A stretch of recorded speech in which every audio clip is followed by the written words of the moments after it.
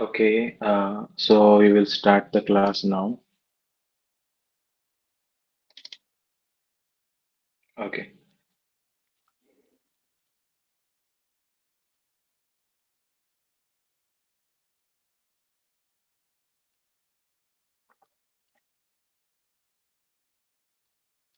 Okay, so is the screen visible properly? Screen आपको सही से दिख रहा है? Okay. So Yes, sir. okay, so this will be like the introduction class for CVT PG, and we will discuss some more things like for Odisha BEd also. Okay, so let's see the official website first. आप सब लोग को official website पता होगा, ठीक है? अच्छा, कितने लोगों ने फॉर्म फिलअप अभी तक कर चुके हो? कौन कौन फॉर्म फिलअप कर चुके हो? कौन कौन करने? अच्छा, अनिंदिता ने किया है। सर अभी नहीं किए हैं, करने वाले हैं 20 के बाद। अभी इतना पहले हाँ, नहीं करने के लिए सोचे हैं। डेफिनेटली थोड़ा वेट करो, ठीक है? थोड़ा वेट करो क्योंकि यूनिवर्सिटीज वगैरह ऐड हो रहे हैं। ठीक है, जिन्होंने कर दिया कोई दिक्कत नहीं, क्योंकि लाइक ये होता है, करेक्शन विंडो होता है, कोई गलती हो जाएगा तो करेक्शन विंडो होता है, बट स्टिल जो नहीं किया थोड़ा वेट करो, और भी यूनिवर्सिटी अगर ऐड हो जाते हैं तो अच्छी बात है। ठीक है, बाकी जो है बिफोर लास्ट डेट डेफिनेटली करना है। ठीक है, आप लोग को पता होगा कि डेट कब तक है, अगर एक बार देख लेते हैं। ठीक है, इस एग्जाम का जो फॉर्म फिलअप है उसका लास्ट डेट है 2 फरवरी तक है। ठीक है, 2 फरवरी। तो 20 के बाद जो है आप कर सकते हो आराम से, तब तक बहुत सारे यूनिवर्सिटी जो ऐड नहीं हुए हैं ऐड हो जाएंगे। ठीक है, और भी जो जो अपडेट्स वगैरह सब कुछ यहाँ पे आ जाएगा, तो कर लेना 20 के बाद, डेफिनेटली आप लोग कर लेना, एंड तब तक जो भी अपडेट होता रहेगा यूनिवर्सिटी में उसके बारे में आपको बताता रहूंगा। जिन्होंने कर दिया है कोई चिंता नहीं है, बाद में कोई यूनिवर्सिटी ऐड होता है तो जो है लाइक करेक्शन विंडो ओपन होता है 3 से 5 के अंदर, कर सकते हो, लेकिन मैं बोलूंगा कि थोड़ा वेट करो। ठीक है। यस रचित, आस्किंग एनी क्वेश्चन?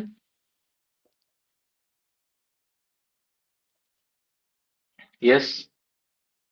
देखो, हमारा जो सिलेबस है we will follow COQP 03, because I made some videos on it also, because like many of the almost all universities except DU will take admission through COQP 03. DU is also taking through COQP 03, but for special BEd. तो बाकी सारे university के लिए COQP 03 को ही follow करना है। Like central university, Orissa, Karnataka, बहुत सारे यूनिवर्सिटीज के अंदर आते हैं। हाँ, यूनिवर्सिटी चॉइस लॉकिंग अब तो आप फॉर्म फिलअप के टाइम नहीं मांग रहा। ओके, ठीक है, अच्छी बात है। ओके, तो ठीक है, मैं फॉर्म फिलअप के ऊपर तो देखूंगा, उसके ऊपर I will make a video also form fill up के ऊपर। बट जिन्होंने कर दिया है टेंशन नहीं है, जिन्होंने नहीं किया मैं जब वीडियो बनाता हूँ देख के करना। ठीक है, 20 क्या 15 तक तो मैं बना दूंगा डेफिनेटली, तो देख लेना उसको। ठीक है, और हाँ अभी देखो, आपको कुछ भी डाउट है तो माइक ऑन करके सीधा डाउट पूछ सकते हो। हाँ, यूनिवर्सिटी ऑप्शन नहीं था, अच्छी बात है, इस बार यूनिवर्सिटी ऑप्शन अगर नहीं दिया है तो आप कोई भी यूनिवर्सिटी सर चूज कर सकते हो। Yes. Sir I have a question sir about COQP 03। Hmm. Difference between common BEd and ये स्पेशल बीएड। देखो, I made a video I think yesterday regarding this doubt to clear that there is no difference in, हाँ special BEd अलग चीज है। ठीक है, now if someone, जैसे for example मैं वो वीडियो जब बनाया था तब भी मैंने ये चीज बताया था, जैसे फॉर एग्जांपल आप RICEE का एग्जाम देते हो, आप RICEE का एग्जाम देते हो। ठीक है, तो RICEE का जब एग्जाम देते हो उसमें दोनों, मतलब आप साइंस वाले हैं या आर्ट्स वाले हैं, ठीक है, आप साइंस से हो या आर्ट से हो, दोनों को लेवल 2 का एक ही एग्जाम देना पड़ता है, that is common entrance exam CEE।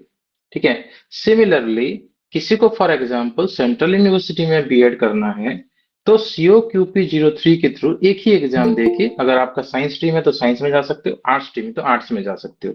ठीक है, तो लेकिन कुछ यूनिवर्सिटी जैसे DU फॉर एग्जांपल ये अलग अलग ले रहे हैं, बाकी सब एक ही पेपर कोड के थ्रू लेंगे। ठीक है, तो ये सिर्फ ये कॉमन बीएड का मतलब ऐसा नहीं है कि इसमें जो है आपको कॉमन चीजें पढ़ाए जाएंगे, ऐसा नहीं है। If you are a science graduate तो आप बीएड साइंस में करोगे, COQP 03 देने के बाद आपका बीएड साइंस में होगा। If you are an arts graduate, आपका बीएड जो है COQP 03 देने के बाद आपका बीएड आर्ट्स में या ह्यूमैनिटीज में होगा। क्लियर है? ठीक है। आपको बस ये पेपर है, इस पेपर को, ये आपका एडमिशन का जरिया है।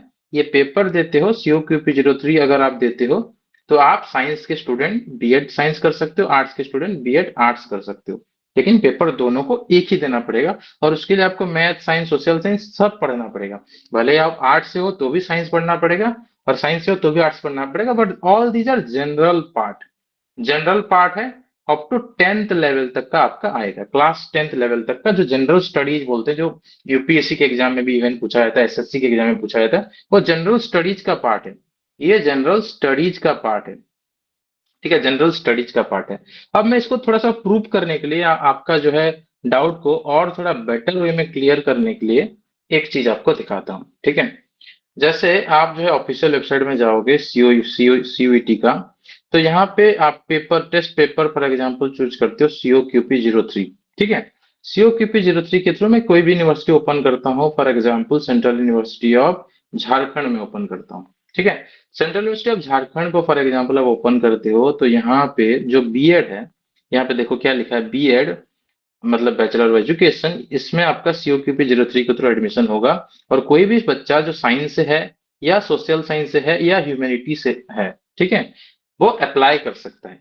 तो ये एग्जाम देगा तो ऐसा नहीं कि साइंस वाला आर्ट्स में चला जाएगा, ठीक है। साइंस है तो साइंस में ही जा सकते हो, आर्ट्स है तो आर्ट्स में ही जा सकते हो, ठीक है। जो भी आपका ग्रेजुएशन का स्ट्रीम है उसके हिसाब से आप बीएड कर सकते हो, नहीं तो वो बीएड का इनवैलिड हो जाएगा, बीएड का कोई फायदा नहीं है। किसी ने साइंस से किया है और बीएड आर्ट्स कर ही नहीं सकता, पहले एडमिशन ही नहीं कर सकते। अगर आपने साइंस में बीएड किया, साइंस में ग्रेजुएशन किया, तो आप साइंस में ही बीएड करोगे, ठीक है। एडमिशन नहीं हो पाएगा आपका। गलती से कहीं कोई यूनिवर्सिटी आपको बहला फुसला के आपको जो है एडमिशन करवा लिया है, तो भी आपका डिग्री का कोई वैलिड नहीं है, बिकॉज आपका सब्जेक्ट पेडागोजी जो वहां पे बीएड के टाइम पढ़ोगे वो आपके ग्रेजुएशन के सब्जेक्ट के बेसिस पे होता है। और आप जॉब भी जब करोगे ग्रेजुएशन सब्जेक्ट के बेसिस पे ही आप जॉब करोगे। आप जब टीजीटी बनोगे ग्रेजुएशन सब्जेक्ट के बेसिस पे बनोगे, ना कि बीएड सब्जेक्ट के बेसिस पे, ठीक है।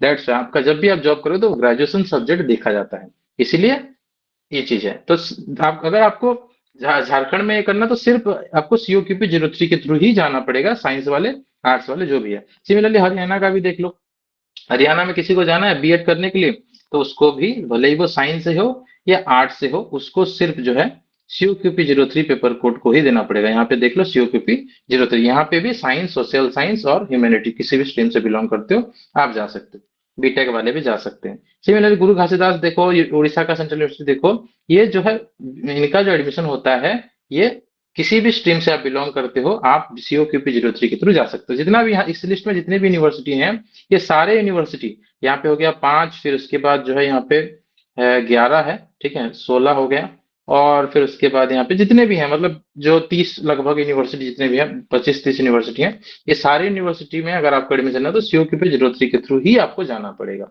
ठीक है। अब ये एंट्रांस है, जैसे फॉर एग्जाम्पल DU, ठीक है, COQP04 फॉर एग्जाम्पल देखते हैं। तो COQP04 में कितने यूनिवर्सिटी हैं, सिर्फ 2 ही सेंट्रल यूनिवर्सिटी है। अगर आप फॉर एग्जाम्पल COQP03 नहीं चूज करते हो, अगर आपने गलती से सिर्फ COQP04 चूज कर लिया है, तो आपके पास सिर्फ 2 ही सेंट्रल यूनिवर्सिटी बचेगा, central university of Delhi, Tezpur university. इसके अलावा आप किसी भी सेंट्रल यूनिवर्सिटी के लिए एलिजिबल नहीं होंगे, ठीक है। अगर आपने COQP03 नहीं चूज किया है, सिर्फ 04 चूज कर लिया है, तो आप किसी और सेंट्रल यूनिवर्सिटी के लिए एलिजिबल नहीं होंगे, ठीक है। तो इस चीज का आपको ध्यान रखना है, इसलिए COQP03 मैंडेटरीली आपको चूज करना है, ठीक है। बाकी ये जो और 3-4 टोटल कितना है, टोटल 7 जो है कॉलेजेस हैं, मतलब प्राइवेट सब कुछ मिला के, स्टेट का प्राइवेट का मिला के। लेकिन अगर आप COQP03 पेपर कोड को चूज करते हो तो लगभग 25-30 यूनिवर्सिटी एंड कॉलेजेस जो मैंने आपको दिखा दिया, दैट्स वाई COQP03। ऐसा नहीं है कि ये जो है तुमको बीएड करना है तो ही सिर्फ COQP03 देना है, ठीक है। जैसे RICEE एग्जाम देने के लिए आप लेवल 2 का एग्जाम देते हो, तो आप बीएड भी कर सकते हो और बीएड एमएड इंटीग्रेटेड कोर्स भी कर सकते हो, एक ही एग्जाम देंगे आप। RICEE लेवल 2 का अगर एग्जाम देते हैं, 2 ईयर बीएड के लिए भी एलिजिबल हो जाते हैं, और इंटीग्रेटेड बीएड एमएड के लिए भी एलिजिबल हो जाते हैं, ठीक है। सिमिलरली यहाँ पे भी COQP03 का पेपर अगर आप देते हो तो आप बीएड के लिए भी एलिजिबल हो, और बीएड एमएड के लिए भी एलिजिबल हो, ठीक है, इंटीग्रेटेड बीएड एमएड के लिए एलिजिबल हो। बाकी ये जो तुम्हारा जो ये है ना स्पेशल वाला है, HIID VI जो लिखा है, ये स्पेशल बीएड है। स्पेशल बीएड कौन करता है, जिसने लाइक स्पेशल एजुकेशन कुछ किया होगा, ठीक है, स्पेशल एजुकेशन से उसका ग्रेजुएशन होगा या ग्रेजुएशन में स्पेशल एजुकेशन होगा, स्पेशल एजुकेटर बन सकते हैं स्पेशल बीएड करके। ठीक है, क्लियर है? यहाँ तक कुछ डाउट है आपको, पूछो। Yes sir. कोई नो डाउट सर। नहीं ना? हाँ, तो ये सर मैं बस आई हैव अ डाउट सर। हाँ पूछो। सर क्या डाउट? मतलब ये जो इंटीग्रेटेड बीएड एमएड है, इसके हम्म, लिए हमारा क्वालिफिकेशन मास्टर डिग्री तो चाहिए ना? यस, मास्टर डिग्री ग्रेजुएशन तो के बाद सर नहीं कर सकते, ग्रेजुएशन के बाद बीएड एमएड नहीं कर सकते। तो सर अप्लाई के वक्त हमें पीजी अपियरिंग में चूज करना है फॉर्म। हाँ, अगर आप पीजी सेकेंड ईयर में हो तो अप्लाई कर सकते हो, पीजी फर्स्ट ईयर में है तो भी नहीं अप्लाई कर सकते। अगर आप पोस्ट ग्रेजुएशन के इस साल सेकेंड ईयर में आ चुके हो तभी आप जो है बीएड एमएड के लिए भी अप्लाई कर सकते हो अपियरिंग कैटेगरी में। लेकिन फर्स्ट ईयर में हो तो नहीं अप्लाई कर सकते, और ग्रेजुएशन जस्ट पास आउट किए हो तो भी बीएड एमएड के लिए नहीं अप्लाई कर सकते, सिर्फ बीएड के लिए अप्लाई कर सकते हो। क्लियर है? सर मैं गलती से ग्रेजुएशन मतलब खत्म कर चुका हूँ, तो ग्रेजुएशन दे दिया, मतलब मेरा पीजी अपियरिंग ही है अब सेकेंड ईयर। तो उसको मैं करेक्शन विंडो जब खुलेगा उसके बाद चेंज करके कर सकता हूँ ये एडिट। यस, कर सकते हो। देखो, ये तो मैं बहुत बार बताया हूँ, ऐसे भी आरआई के टाइम, आरआई के क्लासेस में भी आपको बताया है कि जो पीजी कैंडिडेट ही बीएड एमएड कर सकते हैं। कोई बात नहीं, फिर भी गलती हो गया तो करेक्शन कर सकते हो। ठीक है, बाकी बाकी सब ध्यान देना ये चीज, ठीक है। एमएड जो है मास्टर ऑफ एजुकेशन है, तो कोई मास्टर्स नहीं किया है किसी भी सब्जेक्ट से तो वो मास्टर इन एजुकेशन नहीं कर सकता। ठीक है, अच्छे से सुनो मैं क्या बोल रहा हूँ।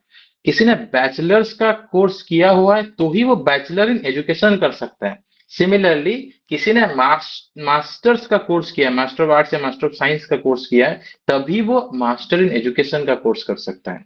ठीक है, लेकिन अगर बीएड खाली किया है आपने, ग्रेजुएशन के बाद बीएड कर लिया, तो बीएड भी एक पीजी के तरह कंसीडर किया जाता है। तो ग्रेजुएशन प्लस बीएड के बाद भी आप एमएड कर सकते हो। लेकिन अगर आपने बीएड नहीं किया है तो एमएड नहीं कर सकते। मैं फिर से रिपीट करूंगा, if you have done graduation only, then you are not a PG candidate. So you cannot apply in any courses where MEd is there.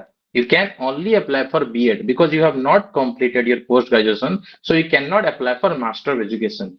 But if you have done graduation and you have done post graduation, then you can apply for integrated BEd MEd course. But you cannot apply for MEd. You have to first go for BEd. You can apply for BEd MEd course. You cannot apply for MEd. You can apply for BEd, you can apply for BEd MEd, but you cannot apply for MEd. जैसे BSc के बाद MSc करते हैं, बिना BSc के MSc नहीं कर सकते, सिमिलरली बिना बीएड के एमएड नहीं कर सकते। हाँ, but if a candidate has done BSc or BA plus BEd, then he or she is eligible for MEd also, because BEd is also considered as a post graduation degree। ठीक है, BEd को भी PG के अंदर, इसलिए CUT PG के अंदर वो आता है। क्लियर है? तो यही तुम्हारा चीज है। ओके, तो इतना है। तो बस डीयू को छोड़ के बाकी सारे कॉलेजेस में सीओक्यूपी 03 के थ्रू लिया जा रहा है, तो हम सीओक्यूपी 03 के हिसाब से पढ़ाई करते हैं। अगर ये एक किसी को डीयू के अंदर जाना होगा, बहुत सारे स्टूडेंट हो जाते हैं, तो हम देख सकते हैं उसके बारे में। बट फिलहाल हमारा टारगेट यही है। ठीक है, तो अभी हम लोग सिलेबस डिस्कशन की तरफ चलते हैं। ठीक है, तो in your exam this is the syllabus, ये आपका सिलेबस है। ठीक है, साइंस से हो तो भी आप यही सिलेबस को पढ़ोगे, आर्ट्स से हो तो भी आप यही सिलेबस को पढ़ोगे, but general part will be there। Okay, now in teaching aptitude you can blindly follow RI syllabus। Okay, आप RI का सिलेबस को ब्लाइंडली फॉलो कर सकते हो, जो भी RI का तैयारी कर रहे हैं, plus some extra topics will be there that I will cover in the classes. ठीक है, कोई RI का खाली पढ़ा है तो भी सफिशिएंट है, बट जो भी एक्स्ट्रा टॉपिक होगा I will cover here. But RI का कंप्लीट है, मतलब सफिशिएंट है। कुछ कुछ एक्स्ट्रा चीजें मैं बताऊंगा। Second, the GK related to school and education, ये भी आपका आरआई के सिलेबस में है। ये GK related to school and education, it is also coming under the RI syllabus. ये भी आपका आरआई सिलेबस में है। लास्ट टॉपिक आपका जनरल अवेयरनेस का जो टॉपिक है वो आरआई के सिलेबस में है। तो if someone is following RI CW teaching aptitude book, then your first and second topic, almost all parts of second topic will be covered। some part like books, films, institution, award से एक या दो question आएगा। ठीक है, नहीं मतलब थोड़ा ज्यादा भी क्वेश्चन आ सकता है, लाइक 4-5 क्वेश्चन भी आ सकता है, but maximum question school and education related question आएंगे। ठीक है, मैं क्वेश्चन का डिवीजन भी आपको बताऊंगा। तो जो भी अराउंड 5 क्वेश्चन मान के चलो, ये सब इसके लिए हमको अलग से पढ़ना पड़ेगा। बाकी इस ये दोनों टॉपिक के लिए आप कम्प्लीटली आरआई के बुक्स को फॉलो कर सकते हो। आरआई का टीचिंग एप्टीट्यूड जो हमारा बुक है, ये वाला जो बुक है, लेट मी शो यू, ये वाला जो बुक है इसको फॉलो कर सकते हो, ठीक है। This book, this one you can follow for RI for CUET also. Teaching aptitude CUET के पर्सपेक्टिव से भी यहाँ पे लिखा गया, बट जो एक्स्ट्रा होगा मैं आपको बता दूंगा। Then for mathematics it is up to class 10th level, basic level. क्या क्या रहेगा इसमें मैं आपको बता देता हूँ, क्या क्या से क्वेश्चन आ सकता है। तो in maths part you have to follow number system, ठीक है। नंबर सिस्टम को आपको पढ़ना पड़ेगा। You have to follow ratio and proportion. और भी जो चीज होगा, जो हमारे मैथ्स के टीचर होंगे, देखो मैं आपको ये पहला 2 टॉपिक और ये सोशल साइंस वाला टॉपिक, ये 4 टॉपिक मैं पढ़ाऊंगा। मैथ्स के टीचर अलग होंगे, साइंस के अलग अलग टीचर होंगे, फिजिक्स केमिस्ट्री बायोलॉजी के, ठीक है। एनवायरमेंट का कुछ पार्ट मैं पढ़ाऊंगा, कुछ पार्ट जो है बायोलॉजी के टीचर पढ़ाएंगे। तो जो भी रेस्पेक्टिव टीचर होंगे फर्दर इसके बारे में डिटेल पढ़ाएंगे, आप डाउट्स क्लियर कर सकते हो। तो नंबर सिस्टम, रेशियो प्रोपोर्शन, ठीक है, सेट थ्योरी है, रिलेशन फंक्शन है, रिलेशन एंड फंक्शन है, ठीक है। जो भी ओडिशा बीएड के लिए जो तैयारी कर रहे हैं ना, वो सिलेबस आपका सीवीटी में भी काम में आएगा, ठीक है। रिलेशन फंक्शन है, लीनियर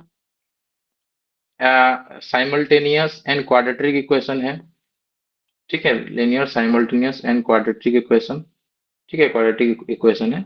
मैं बस शॉर्ट में लिख रहा हूँ। फिर उसके बाद पोलिनोमियल्स है, उसके बाद theory of indices logarithm, anti logarithm है, ट्रिग्नोमेट्री है, ठीक है, और बेसिक ज्योमेट्रिकल कंसेप्ट है, ठीक है।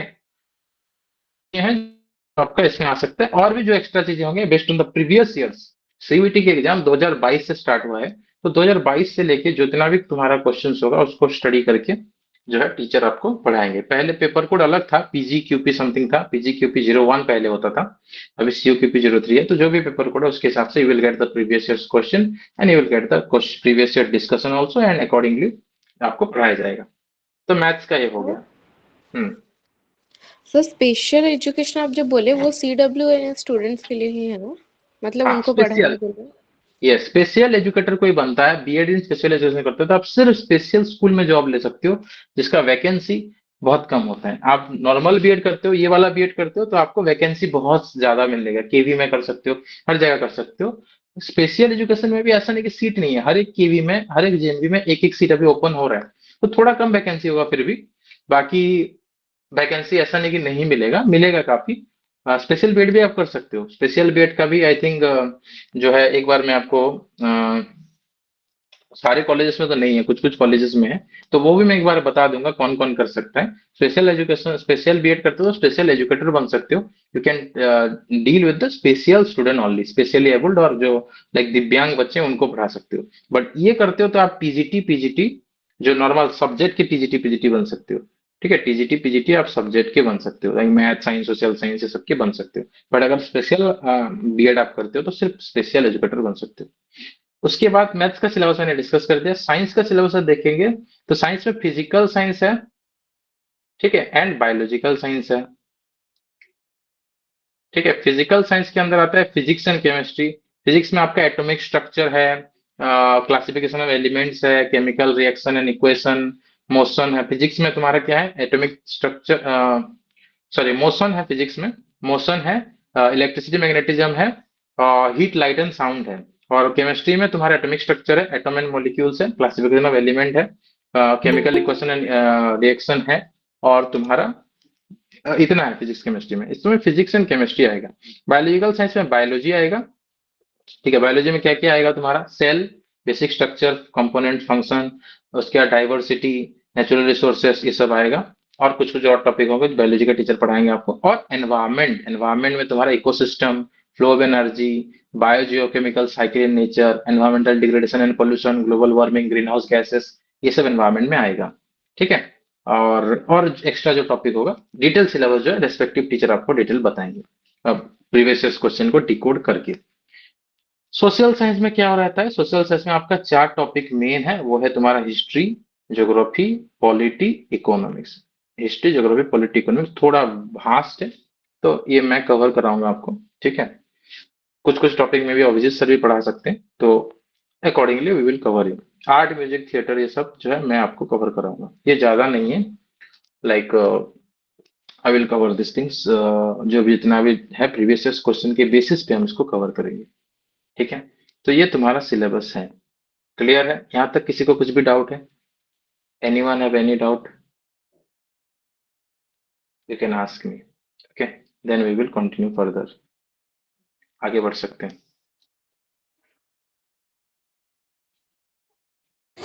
सर क्लासेस ज्वाइन करने के लिए कैसा क्या रहेगा सर? देखो, अगर आपने लाइक आरआई का कोर्स ज्वाइन किया है तो आप लोगों के लिए तो मैंने ऑलरेडी मैसेज कर दिया कि इतना आपका प्राइस है, आपका कोर्स का प्राइस कम रहेगा। ठीक है, मुझे आप कांटेक्ट करना। अगर आपने इस बैच को नहीं ज्वाइन किया तो ज्वाइन कर सकते हो, लेस फीस। ठीक है, जो भी फी होगा फी पेमेंट करके आप ज्वाइन कर सकते हो। ठीक है सर सर इसके क्लासेस स्टार्ट कब होंगे सर? इसका क्लासेस तुम्हारा डिफरेंट डिफरेंट जो है इसका टाइम टेबल बनाया गया है, उसके हिसाब से आपका होगा। तो मेनली कुछ कुछ क्लासेस तो 8:30 से 10 के बीच में होगा, जो कॉमन रहेगा। टीचिंग एप्टीट्यूड मेनली तुम्हारा कॉमन रहेगा। बाकी क्लासेस 6:30 से लेके 8 के बीच में तुम्हारा होगा। ठीक है, कभी कभी 9 बजे के बाद भी हो सकता है। ठीक है, लेकिन ये दो टाइम स्लॉट है, 6:30 टू 8 और 8:30 टू 10। ये दोनों टाइम स्लॉट के हिसाब से तुम्हारा क्लासेस होगा, एंड इसके बारे में इंफॉर्मेशन तुमको मिल जाएगा ग्रुप में। ठीक है, ओके सर। हाँ। सर ज्योग्राफी का और मतलब वो सारे सोशल साइंस का जो भी मतलब स्टेट बोर्ड में जैसे डिटेल में दिया गया है क्या क्या मतलब हम्म, पढ़ना है, तो हम्म। वो सारा ही आएगा इसमें हाँ, सीयूटी में? उसी को फॉलो कर सकते हो। बाकी जो भी चीज एक्स्ट्रा है, फॉर एग्जांपल सिलेबस में मेंशन नहीं है और दिया है, तो मैं आई will definitely cover that those things. इसमें हिस्ट्री, ज्योग्राफी, पॉलिटी, इकोनॉमिक्स में आप उड़ीसा स्टेट बीएड का सिलेबस के हिसाब से पढ़ सकते हो। हिस्ट्री में क्या क्या चीजें हैं, तो हिस्ट्री में तुम्हारा है rise of British power in India है, सोशियो रिलीजियस रिफॉर्म मूवमेंट है, इंडिया का फ्रीडम स्ट्रगल है, फ्रेंच रिवोल्यूशन का थोड़ा सा है, वर्ल्ड हिस्ट्री, इंडियन कॉन्स्टिट्यूशन है पॉलिटिकल साइंस में, फंडामेंटल राइट्स ये सब के बारे में है, और legislative assembly, parliament, supreme court, high court, इसके बारे में बस इतना है। बेसिक जो चीज है इतना रहेगा। ज्योग्राफी में तुम्हारा लैटिट्यूड लॉन्गिट्यूड है, फिजिकल डिवीजन ऑफ इंडिया है, नेचुरल रिसोर्सेस है, और इकोनॉमिक्स में social and economic resources, conservation of sorry basic features of Indian economy, ये सब है। ज्योग्राफी में एक और टॉपिक है conservation of forest and wild life.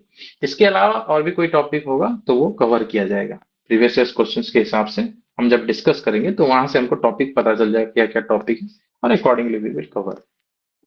तो पहला चीज हम ये करेंगे कि हम प्रीवियस ईयर्स के क्वेश्चंस को डिकोड करेंगे। ठीक है, कल हम जब क्लास करेंगे तो प्रीवियस ईयर्स के क्वेश्चंस, मतलब आगे जो अभी क्लासेस होगा प्रीवियस ईयर्स के क्वेश्चंस को पहले डिकोड करेंगे, हमको समझ में आ जाएगा कि किस तरह का क्वेश्चन आ रहा है। ठीक है, क्योंकि बहुत अभी 2-3 साल से एग्जाम हुआ है, तो बहुत सारा प्रीवियस क्वेश्चन तो नहीं मिलेगा। जितना भी मिलेगा उसमें से हमको डिकोड करके वी विल अंडरस्टैंड कि what kind of questions are coming. उसके बाद हमको पता चल जाएगा कि लाइक हमारे पास कंटेंट तो रेडी है, मतलब सॉफ्ट मटेरियल रेडी है। ठीक है, उसको बस आपके हिसाब से जितना जरूरी है उसको रेडी करके आपको प्रोवाइड करना है। तो we will do that. Okay, ठीक है। और कोई डाउट है आपका? Any other doubt? आज नॉर्मल डिस्कशन करते हैं, कल से जो है हम लोग प्रीवियस ईयर क्वेश्चन डिस्कशन करते करते टॉपिक में जाएंगे। प्रीवियस ईयर क्वेश्चन के थ्रू हम टॉपिक को डिस्कस करेंगे। ठीक है, और पूरा डिटेल सिलेबस उसके बाद धीरे धीरे करके कवर करेंगे। यस, किसी का कुछ भी डाउट है तो आप मुझे पूछ सकते हो।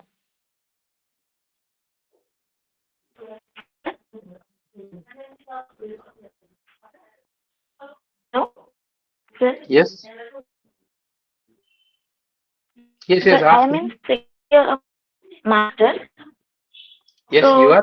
sir, अभी मैं जो इंफॉर्मेशन भरी हूँ मास्टर्स के सेकेंड ईयर, तो यस मैं यू आर। जब जो डाटा भरी हूँ फॉर्म फिलअप करने के बाद मैंने ग्रेजुएशन तक का ही डाटा भरा है, तो मैं करेक्शन विंडो में चेंज करूँ उसको? हाँ, अगर आपको बीएड एमएड करना चाहते हो तो आप कर सकते हो, चेंज कर सकते हो। बीएड एमएड ज्यादा कॉलेजेस में अवेलेबल नहीं है, बट क्योंकि आप मास्टर्स के सेकंड ईयर में, तो आई विल सजेस्ट कि मास्टर्स के सेकंड ईयर के क्वालिफिकेशन के हिसाब से ही आप अपडेट कर देना। ठीक है, अपियरिंग कैंडिडेट के हिसाब से अपडेट कर देना। I will definitely make a video on it, how to apply the form fill up और विच कैंडिडेट क्या क्या करना चाहिए। 15 तारीख तक मैं उसके बारे में वीडियो बना दूंगा, फिर जो है आप करेक्शन विंडो में उसके अकॉर्डिंग करेक्शन कर सकते हो। ठीक है, okay. Okay. Yes. Okay, any other doubt? कुछ भी अगर आपका और डाउट है तो पूछ सकते हो। Sir rather than filling the form of COQP 03 उसमें दूसरा फॉर्म कुछ हम भर सकते हैं सेम प्राइस से।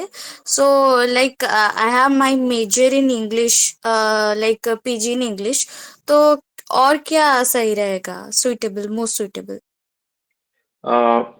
It's your choice. For example PG in English अगर आप कर चुके हो तो आई विल सजेस्ट यू कि you can apply for like do you want DU?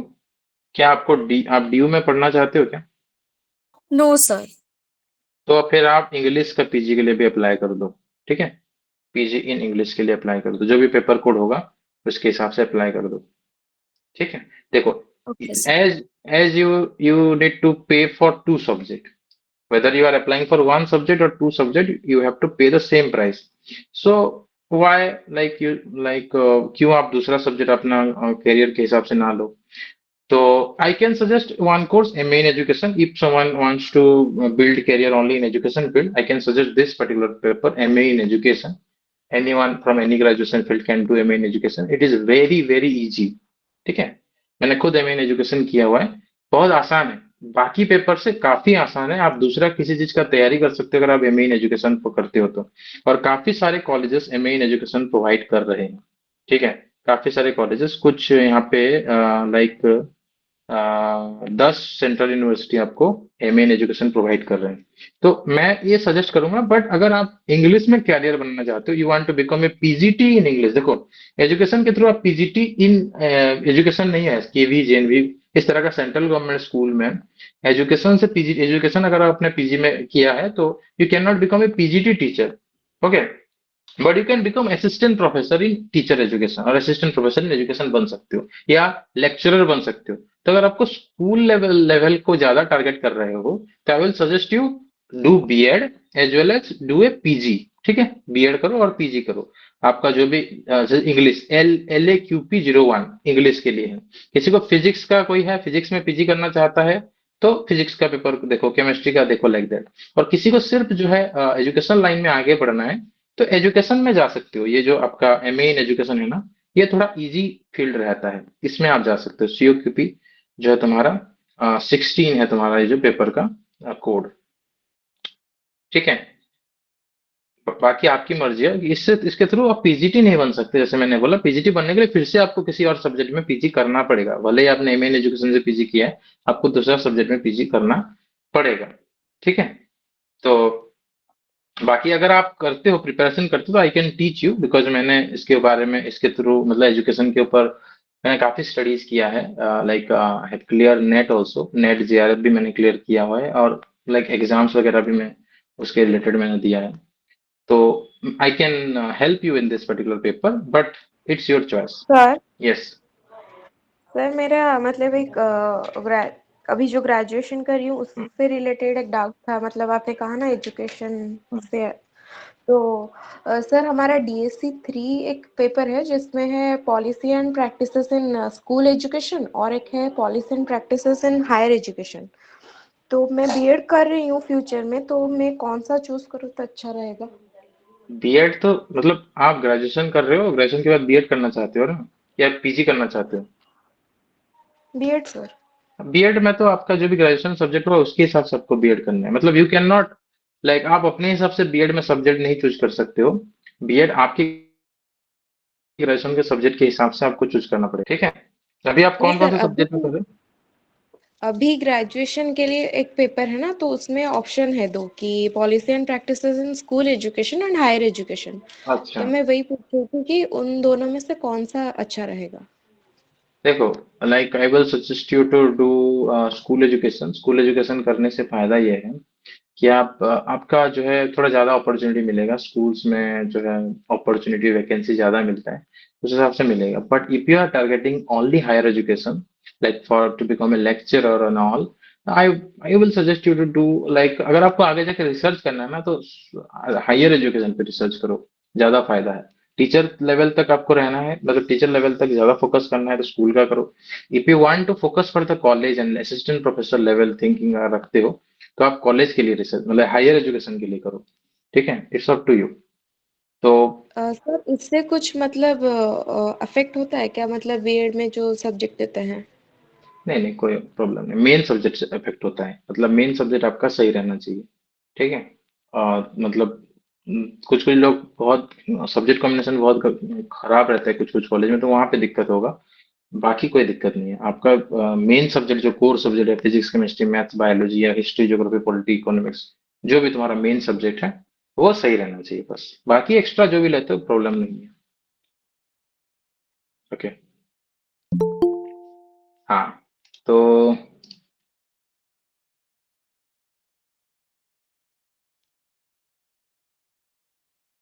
State BEd के क्लासेस फिर से न्यू बैच के लिए स्टार्ट होगा क्या? देखो, अब ज्यादातर हमने स्टेट बीएड के लिए बहुत ज्यादा सिलेबस कवर नहीं किया है, साइंस का और आर्ट्स का तो स्टार्ट नहीं हुआ, खाली पार्ट वन का स्टार्ट हुआ था। तो अभी से जो है रेगुलरली चलेगा क्लासेस, एंड मतलब सारे टॉपिक्स की क्लासेस होंगे, एंड जो भी आपका अगर कुछ छूट गया तो उसको रिपीट किया जाएगा, कोई दिक्कत नहीं है। मतलब एक तरह से न्यू बैच उसको आप बोल सकते हो, सब कुछ बिगिनिंग से स्टार्ट होगा फिर से, ठीक है। I sir I wish to do BEd from EFLU, but in the central list EFLU is not. BEd EFLU में नहीं है बीएड, ठीक है। बीएड जो है आई थिंक इफ्लू में नहीं है, ठीक है। इंग्लिश एंड फॉरेन जो है तुम्हारा इंस्टीट्यूट है वहां पे शायद नहीं है, ठीक है। एक बार देख लो आप लोग यहाँ पे इफ्लू देख लो है क्या।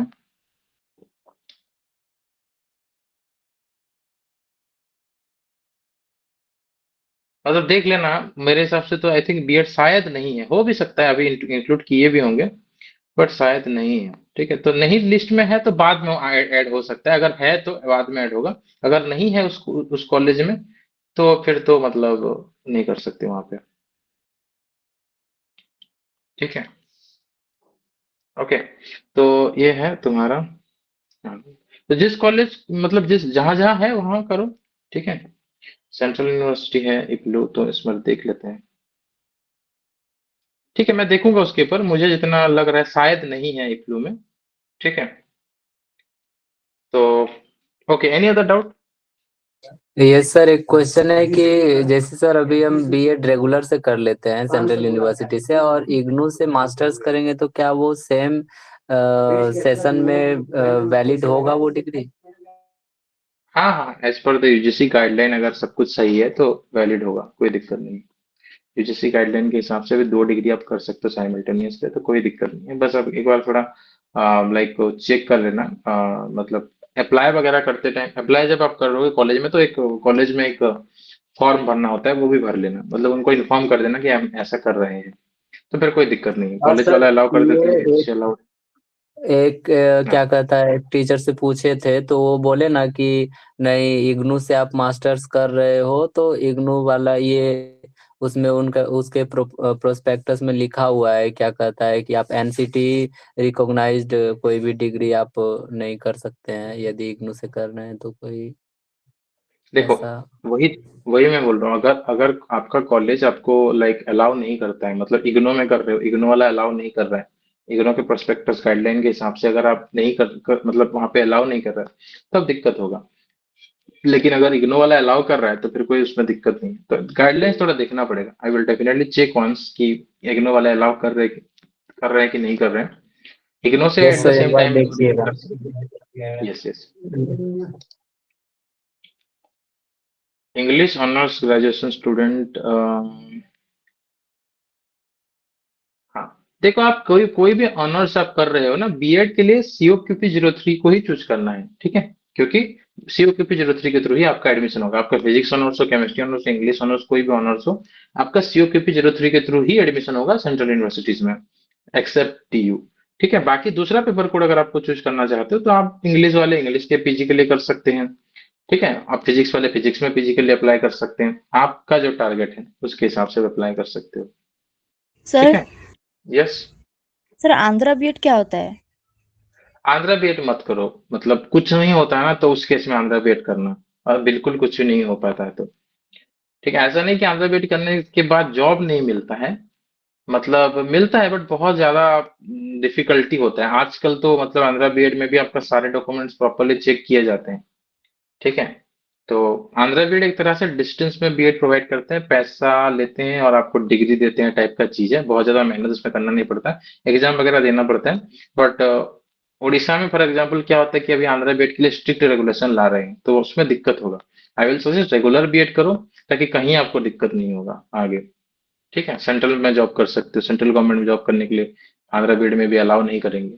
तो ये सब जो इस तरह का जो चीज है, मे भी आगे प्रॉब्लम हो सकता है। तो आई विल सजेस्ट अच्छी जगह से बीएड करो। और जब एक एनसीटी की तरफ से ओपन डिस्टेंस लर्निंग अलाउ हो जाएगा ना, तो आप ओपन कर लेना, कोई दिक्कत नहीं। देखो एनसीटी आगे जाके कुछ साल बाद, 1-2 साल बाद डिस्टेंस बीएड भी कराने जा रहा है। ठीक है, डिस्टेंस बीएड भी कराने जा रहा है, ओपन डिस्टेंस लर्निंग। जब वो हो जाएगा तब लोग डिस्टेंस में करने से भी चलेगा, बट आई सजेस्ट कि रेगुलर ही कर लो। अभी आपका एज ज्यादा नहीं है, रेगुलर कर लो। रेगुलर करोगे तो ज्यादा बेनिफिट मिलेगा, स्कोप मिलेगा, आप सीखोगे चीजें। आरआई में आप करते हो ना, तो आरआई के टाइम में, RI for example I am explaining you, RI में जो 2 साल आप बीएड करोगे ना, काफी सारा चीज सीखोगे, आपका कॉन्टेक्ट डेवलप होगा, आपको इजीली जॉब मिल जाएगा, आपको पता चलेगा कि कहाँ कहाँ किस तरह का क्या है। घर पे रहोगे तो आपको नहीं पता चलेगा। तो जो एक कॉन्टेक्ट जो है वो बिल्ड करना ज्यादा जरूरी होता है। ठीक है, तो आई सजेस्ट कि रेगुलर करो, डिस्टेंस का मत सोचो अभी। ठीक है, रेगुलर में आपको जितना सुविधा होगा वो डिस्टेंस में नहीं हो पाएगा, आपको उतना फैसिलिटी नहीं मिलेगा। ओके, और सर फिलोसफी ऑनर्स लेके बीएड कर सकते हैं क्या? और क्या सब्जेक्ट था आपका? सर मेरा तो नहीं है, मेरा तो इंग्लिश है, और एक मेरी बहन लगेगी उसका है फिलोसफी, तो वो बीएड करना चाहती है +3 के बाद। ओनली फिलोसफी है या और कुछ भी कुछ और सब्जेक्ट है? साइकोलॉजी है उसका इलेक्टिव। अच्छा, कर सकते हैं, लेकिन टीचर जो है स्कूल लेवल पे नहीं बन सकते, कॉलेज लेवल पे बन सकते हैं। मतलब पीजीटी बन सकते हैं, टीजीटी नहीं बन सकते। That too PGT in school नहीं बन सकते, केवी जेएनवी में नहीं बन सकते। पीजीटी इन उड़ीसा गवर्नमेंट बन सकते हैं, पीजीटी इन और भी दूसरे जगह पे बन सकते हैं, क्योंकि केवी जेएनवी में नहीं है। तो केवी जेएनवी कलर पे जो 12th तक खाली पढ़ाते हैं सेंट्रल गवर्नमेंट का, उसमें साइकोलॉजी और ये सब नहीं है। लेकिन उड़ीसा गवर्नमेंट में जॉब करना है, ओपीएससी पीजीटी बन सकते हैं, एसएसबी पीजीटी बन सकते हो, कोई दिक्कत नहीं। बीएड कर लेना चाहिए, फिलोसफी है, साइकोलॉजी है, सोशियोलॉजी है, तो भी बीएड करो, स्टेट में जॉब मिल जाएगा। बिकॉज स्टेट में बहुत सारा डोमेन में पढ़ाई होता है। ठीक है, सर कर सकते आरआई हैं। में हो सकता है क्या बीएड? हाँ, आरआई में बीएड हो सकता है, बीएड हो जाएगा आरआई में, कोई दिक्कत नहीं है। आप कोई भी सब्जेक्ट है बीएड कर सकते हो। मैं देखो, बीएड करने के लिए आपका कोई दिक्कत नहीं, इवन बीटेक वाले बीएड कर सकते हैं। अगर आपका इंजीनियरिंग है तब भी बीएड कर सकते हो। बीएड करने में आपको कोई नहीं रोकेगा। लेकिन जॉब देते टाइम में, जॉब जब जब अप्लाई करते हो उस टाइम में दिक्कत होगा। केवी में नहीं अप्लाई कर सकते, केवी जेएनवी में, बिकॉज आपका स्कूल सब्जेक्ट नहीं है। ठीक है, क्योंकि केवी जेएनवी क्या स्कूल है, स्कूल में नहीं अप्लाई कर सकते, कॉलेज में अप्लाई कर सकते हो, ओपीएससी पीजीटी बन सकते हो। तो वो चीज है, लेकिन ऐसा नहीं कि आप टीचर नहीं बन सकते, यू कैन बिकम टीचर। ठीक है, जैसे for example if I show you one thing, that is for example OPSC PGT, ठीक है, उड़ीसा गवर्नमेंट का होता है। सिमिलरली हरियाणा और बिहार हर एक गवर्नमेंट का होता है। ठीक है, ओपीएससी पीजीटी का फॉर एग्जाम्पल यहाँ पे आप ये सब चीजें जो आपको धीरे धीरे करके सब पता चलेगा। ठीक है, नहीं पीजीटी लिखने से नहीं आएगा। ये सब मैं बताऊंगा आपको। ठीक है, ये सब बंद, मतलब बीएड करने से आप जो है कोई फिलोसफी में बीएड किया है तो फिलोसफी में, सॉरी फिलोसफी में ग्रेजुएशन किया है तो बीएड करने के बाद पीजीटी इन फिलोसफी हो सकता है। ठीक है, देखो यहाँ पे जैसे, हाँ, देखो कौन कौन से सब्जेक्ट में अगर आपने ग्रेजुएशन किया है तो उड़ीसा में बन सकते हैं। एंथ्रोपोलॉजी है तो भी कर सकते हो, कॉमर्स वाले भी बन सकते हैं, एजुकेशन वाले भी बन सकते हैं, इंग्लिश, इकोनॉमिक्स, फिर बॉटनी, केमिस्ट्री, ठीक है, geography, geology, Hindi, home science, history. ठीक है, देखो साइकोलॉजी है यहाँ पे, साइकोलॉजी अगर आपने किया है तो साइकोलॉजी में पीजीटी बन सकते हो। ठीक है, साइकोलॉजी में पीजीटी बन सकते हो, यहाँ पे देखो साइकोलॉजी है, बन सकते हो। सोशियोलॉजी वाले ही बन सकते हैं, कोई दिक्कत नहीं है। ठीक है, you can become a teacher. Logic and philosophy वाले ही बन सकते हैं, मतलब फिलोसफी जो आप बोल रहे थे ना, बन सकते हैं, कोई दिक्कत नहीं उसमें। ठीक है, क्लियर। बट केवी में नहीं बन सकते, यहाँ बन सकते हो, लेकिन यहाँ पे बनना बहुत अच्छा। मैं तो आपको सजेस्ट करूंगा कि अगर आप उड़ीसा, मतलब गवर्नमेंट में मिल रहा है ना, सेंट्रल गवर्नमेंट, स्टेट गवर्नमेंट में मिल रहा है, तो कोई दिक्कत नहीं है, आराम से ज्वाइन करना। सेंटर के लिए मत सोचो, सेंटर में बहुत बहुत ही ज्यादा हेक्टिक है, मैं देख रहा हूँ ना, बहुत ही ज्यादा हेक्टिक काम है। थोड़ा कम काम आपको करना पड़ेगा स्टेट में, मतलब थोड़ा शांति मिलेगा। ऐसे काम से तो कोई नहीं भागता है, ठीक है, काम तो करना ही पड़ेगा कहीं भी जाओ, लेकिन थोड़ा शांति मिलेगा आपको स्टेट में। ठीक है, पीजीटी के लेवल पे मैं बोल रहा हूँ। अगर पीजीटी स्टेट में बनते हो तो ज्यादा थोड़ा पे लेवल, आपका सैलरी थोड़ा कम होगा, लेकिन आपको टाइम मिलेगा, थोड़ा लाइक शांति मिलेगा। सेंट्रल गवर्नमेंट का बहुत सारा जो है प्रोजेक्ट्स वगैरह आते रहते हैं, जिसको पहले इम्प्लीमेंट होगा केवी में, फिर उसके बाद बाकी जगह पे इम्प्लीमेंट होता है। तो सबसे पहले हमको जब करना पड़ता है तो काफी सारा जो है उसमें टाइम उसमें चला जाता है। तो एक हिसाब से मैं पर्सनल एक्सपीरियंस बता रहा हूँ, बाकी आपको उस टाइम में आपको पता चल जाएगा जब आप जॉब के लिए अप्लाई करोगे, तब तक आपका इतना नॉलेज हो चुका होगा कि क्या करना चाहिए क्या नहीं करना चाहिए, आपको पता चल जाएगा। कोई दिक्कत नहीं, कोई भी सब्जेक्ट है बन सकते हो, ठीक है। ये सब सब्जेक्ट है। इस तरह से आप किसी भी गवर्नमेंट का ना, जिस भी स्टेट से आप बिलोंग करते हो उस स्टेट का आप जो है जैसे वेस्ट बंगाल से बिलोंग करते हो, वेस्ट बंगाल का देखना, झारखंड का देखना, इंडियन टेरिटोरीज का देख लेना, बन सकते हो, कोई दिक्कत नहीं है, ठीक है। Any other doubt related to CVT exam? आज नॉर्मल इंट्रोडक्शन है, ठीक है। तो कल से जो है आज एक्चुअली मुझे पढ़ाना था कुछ, लेकिन मैं स्लाइड रेडी नहीं कर पाया, तो हम कल से डिस्कस करेंगे, ठीक है। और कोई डाउट है तो पूछो।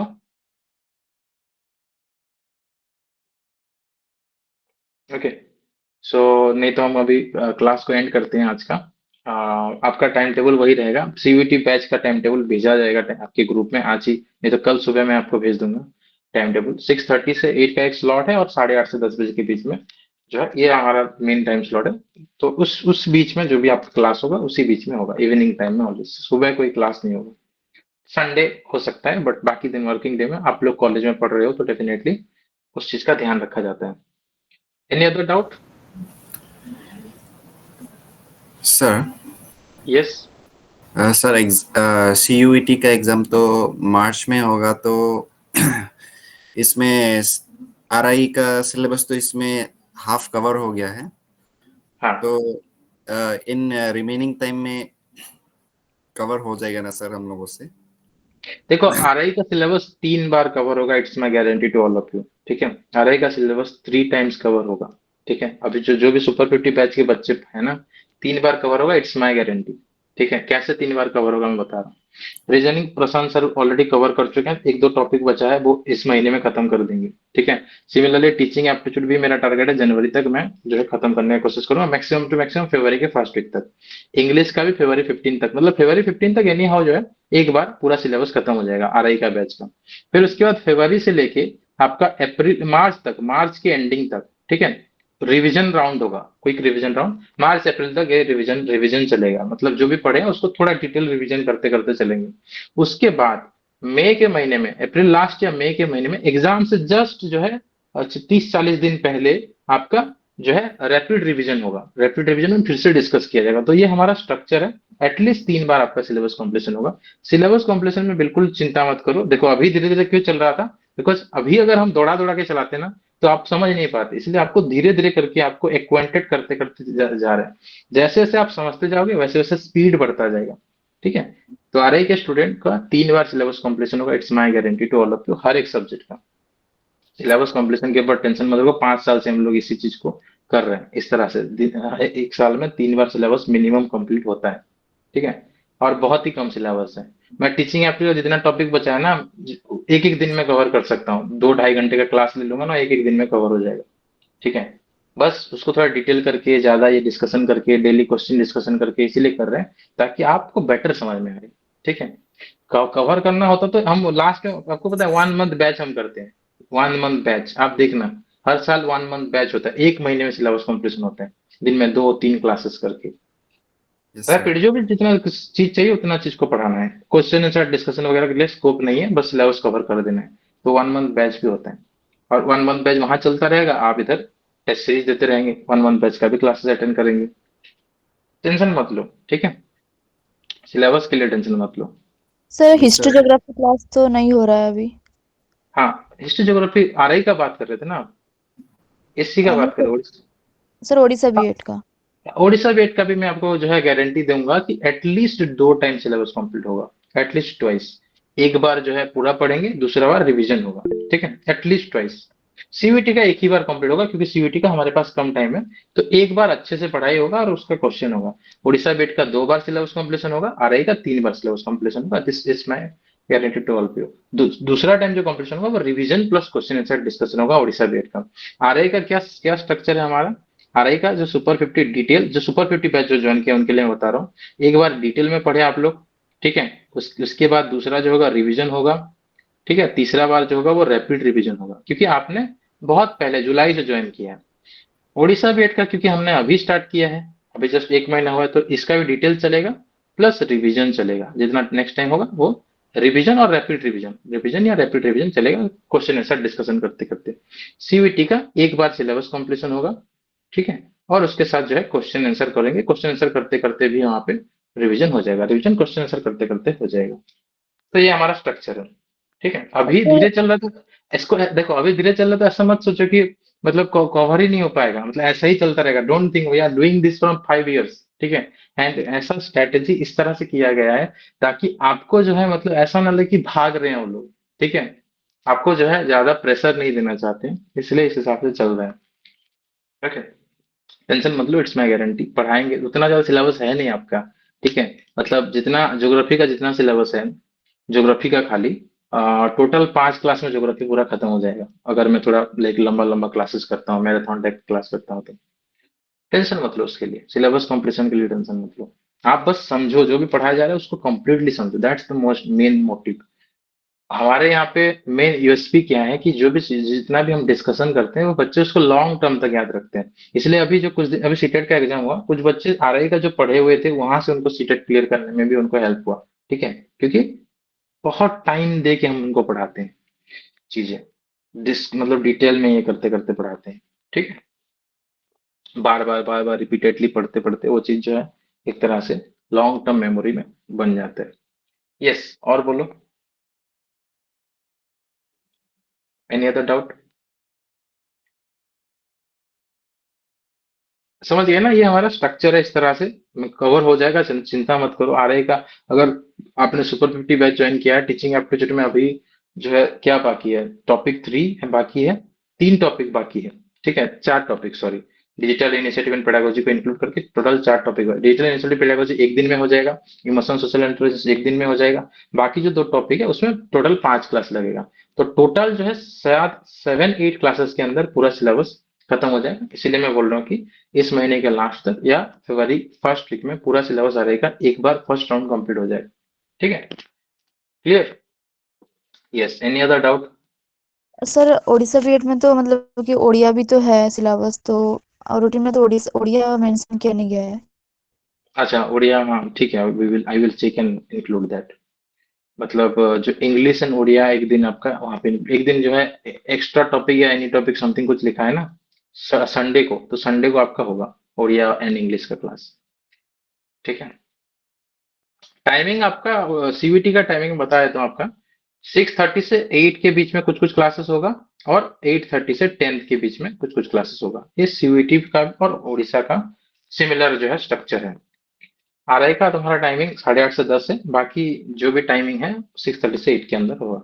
मैं डिटेल सिलेबस दे दूंगा, जो आर्ट्स वालों का सिलेबस में जो उड़िया इंग्लिश उड़िया इंक्लूड नहीं है उसको इंक्लूड कर देंगे, ठीक है। इंग्लिश तो पढ़ा रहे हैं आपको, उड़िया इंक्लूड कर देंगे, ठीक है। सर इस संडे एक ओडिया का क्लास ले सकते हैं क्या आप? Yes, I will definitely try. देखो उड़िया में बहुत कम चीज है, let me like tell this things कि उड़िया 1 महीने के अंदर मैं पूरा कंप्लीट कर दूंगा, ठीक है। उड़िया में तुम्हारा अनसीन पैसेज है, उसमें कुछ पढ़ाने का जरूरत नहीं है, आप प्रैक्टिस करोगे, मैं कुछ टिप्स बताऊंगा, प्रैक्टिस करोगे। उड़िया ध्वनि, वोकाबुलरी, ठीक है, spelling and punctuation, error sir correction type की चीजें जिन एक दिन लोगों में का पता। मतलब मेरा ओडिया नहीं था तो थोड़ा बेसिक भी क्लियर करने के लिए। हाँ, उसमें कारको, विभक्ति एंड समासो है, बस इतना ही चीज है उड़िया में। मतलब उड़िया उड़िया सिर्फ 1 महीने के अंदर कंप्लीट हो जाएगा, एंड इट्स माय टारगेट कि I will complete Odia in February month itself. फरवरी के महीने में उड़िया कंप्लीट कर देंगे, फिर एक बार और कंप्लीट कर देंगे, टेंशन मत लो, ठीक है। ऐसा मत सोचो कि सर अभी तक क्लास नहीं हुआ तो क्लास होगा ही नहीं या नहीं खत्म होगा, ऐसा मत सोचो, ठीक है। आपका होगा। अभी हम लोग सब कुछ जो है थोड़ा वेबसाइट के ऊपर ध्यान दिए, तो कैसे सारे कोर्सेज को वहाँ पे लाइव कर पाएंगे ताकि बच्चों को एक ही जगह पे सब कुछ मिल जाएगा। व्हाट्सएप में थोड़ा दिक्कत हो रहा था, तो वो सब चीज चल रहा था, बाकी कोई ये नहीं है। इट्स माय गारंटी, ठीक है, इट्स माय गारंटी, जैसे मैंने बोला वैसे आपका सिलेबस कंप्लीशन होगा। सिलेबस कंप्लीशन में, समझाने में, अंडरस्टैंडिंग में, गाइडेंस में कोई कमी नहीं होगा। ठीक है, it's my responsibility and it's my guarantee to all of you. ठीक है, ओके। तो ठीक है, नेक्स्ट जो क्लास होगा संडे को अगर होता है, कल अगर होता है तो I will definitely take, and अगर संडे को क्लास करते हैं तो आई विल स्टार्ट समथिंग। ठीक है, अभी रैपिडली क्लासेस होगा, रैपिडली मतलब कि ऐसा नहीं कि दौड़ा दौड़ा के, बट टाइम टेबल के हिसाब से रेगुलर बेसिस पे क्लास होगा। ठीक है, क्योंकि अभी हमारे पास जो है लाइक और आरआई का तो 2 बार और कंप्लीट करना है, और उड़ीसा बीएड का भी बिल्कुल स्टार्ट नहीं हुआ है, साइंस और सोशल साइंस का, तो उनको भी 2 बार कंप्लीट करना है, तो अभी रेगुलर बेसिस पे क्लासेस होगा। ठीक है, आप लोग भी रेगुलर बेसिस पे क्लासेस अटेंड करेंगे, यही आपसे उम्मीद है। ओके, ठीक है, ठीक है। So thank you everyone, you can leave now. Good night sir. Good night, good night, thank you sir. Good night sir. Thank you, good sir. Night. Thank you sir.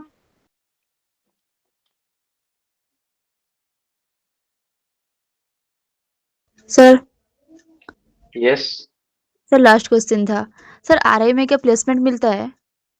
100% placement guaranteed होता है RI में। ठीक है, 100% placement, अगर आप RI में पढ़ते हो तो आपको डेफिनेटली जॉब मिल जाएगा 100%। ठीक है, इट्स आरआई खुद गारंटी देता है प्लेसमेंट का। ओके, क्यों मिलता है? बिकॉज आरआई में वैकेंसी अगर मतलब आरआई में 800 बच्चे पढ़ते हैं फॉर एग्जांपल, तो वैकेंसी रहता है 1000 का। जो प्लेसमेंट आता है 1000 वैकेंसी लेके आते हैं, आरआई में पढ़ते ही 800 बच्चे हैं टोटल।